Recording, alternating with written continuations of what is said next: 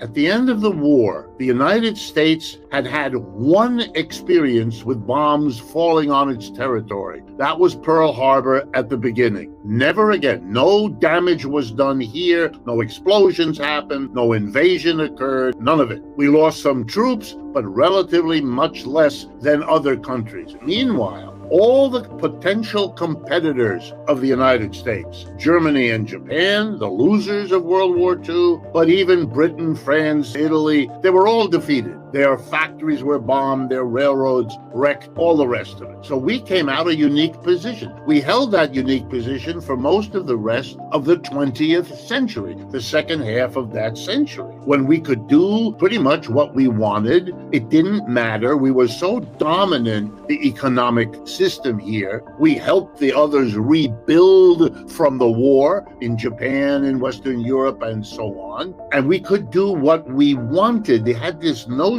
that you're kind of alone in the world, that everybody has to adjust to you. That's over. And now it won't work. I'm going to explain why these tariffs are a mistake, as if you were in the position you were before. So I will slap you with a tariff and I will not suffer consequences. This is completely wrong. I'm going to give you the example. Electric vehicles. They are the vehicles of the future. Between the damage to our health and the damage to the resource base of this planet, burning fossil fuels to move our cars and trucks is on the way out. It's going to be replaced not by the rational decision, that would be mass transportation, but by the irrational but profitable decision to substitute electric vehicles for fossil fuel burning vehicles. Given that, here's the reality. The Chinese participated, along with the Europeans and the Americans, over the last 15 years to produce a profitable electric vehicle. That competition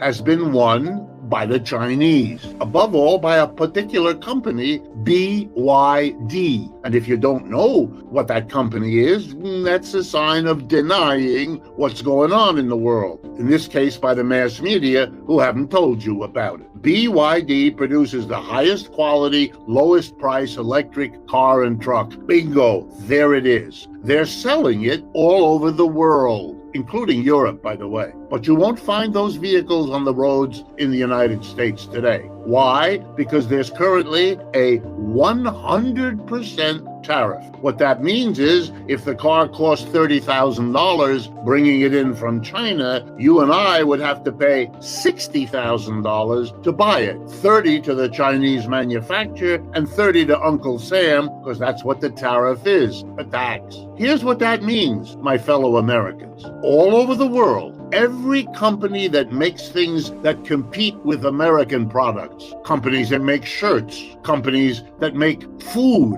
companies that make software programs, they make anything. They all have to buy cars and trucks. It's part of their business. They're going to get the best quality, cheapest electric truck, and that will be reflected in low prices for what they produce. In contrast, Americans who have to pay way more for those electric trucks with the big tariff will charge much more for their products than their foreign competitors, and they'll lose business. And you and I will lose our jobs. Why? Because of the tariff. So this may sound good. It may look like you're being a tough guy, Mr. Trump, but what you're doing is playing a silly political game that will come back and bite you and me where it hurts.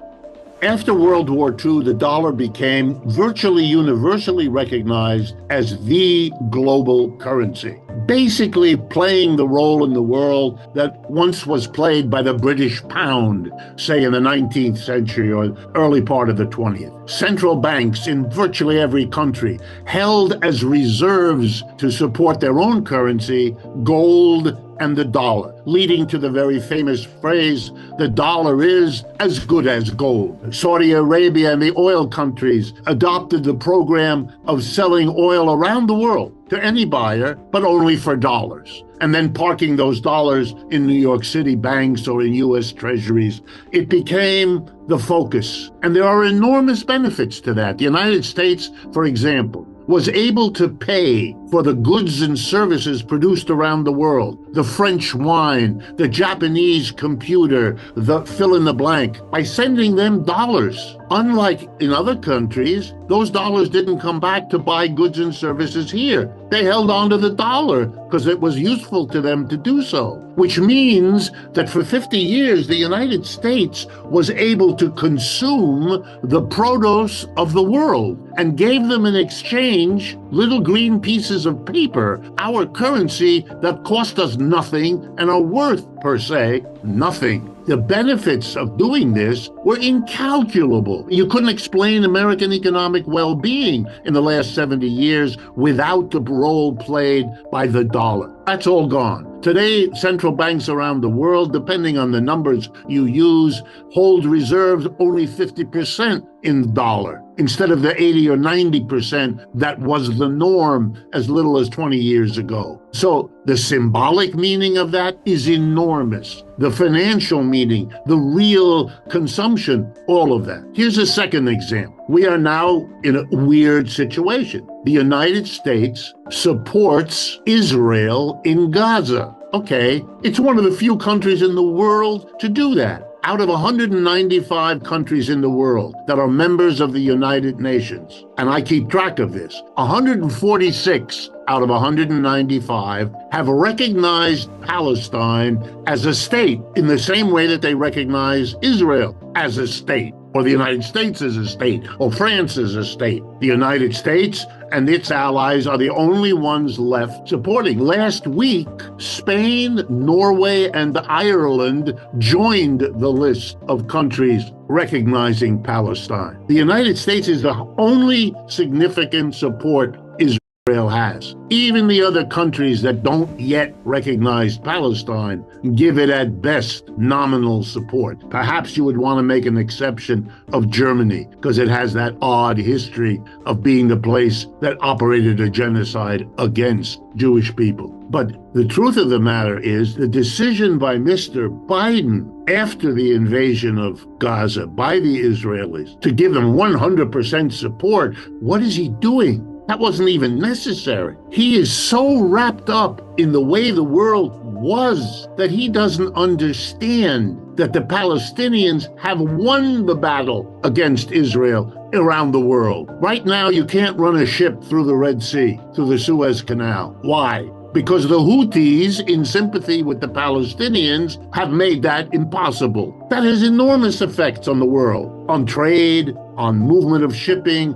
And I can assure you, every Arab country, every Muslim country, and beyond, but right there I'm talking about, half the world, are trying to figure out how they can be supportive of Palestine. Turkey has stopped trading with Israel in part because of this. That's what their leader said. My heart goes out to the Israelis too, because they are in the process of miscalculating with the United States how the world has changed, and it's going to impact Israel, which doesn't have the resources to cope with that, even worse than it is already impacting here in the United States. How valuable is NATO when 3 of its members, Ireland, Norway, and Spain, last week decide to go against the heavy pressure of the United States and recognize the Palestinian state? In and of itself, it's a small step. Symbolically, it's an enormous step. It shows we don't agree with you on one of the central geopolitical conflicts in the world,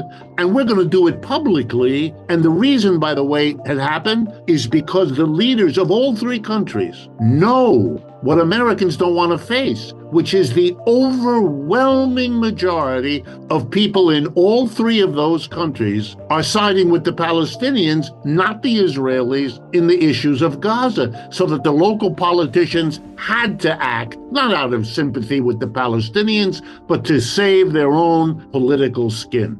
Inflation means that prices in general are going up. Not all of them the same rate. Some of them can go down, but the general direction of prices is up. That's all the word inflation means. Okay, step 2 in the logic. If rising prices are an inflation, the next question is, who determines the prices? Answer. Employers determine prices. If you're an employee, you've never been called into a room to participate in setting prices. That's done by the boss. That's done by the corporate board of directors, the leading managers. It's a tiny group of people. In our country, the U.S. Census Department lists employers 3% of our population. The other 97% are not. There's no democracy in inflation. A tiny group of people never elected to the job, which doesn't exist. It's simply understood that if you're an employer, you set the price. You raise it, you lower it, you keep it the same, your business. Okay, so when inflation means employers made the decision, why did they raise prices? Answer, the same reason they do everything else, to maximize their profits. That's what makes a business successful.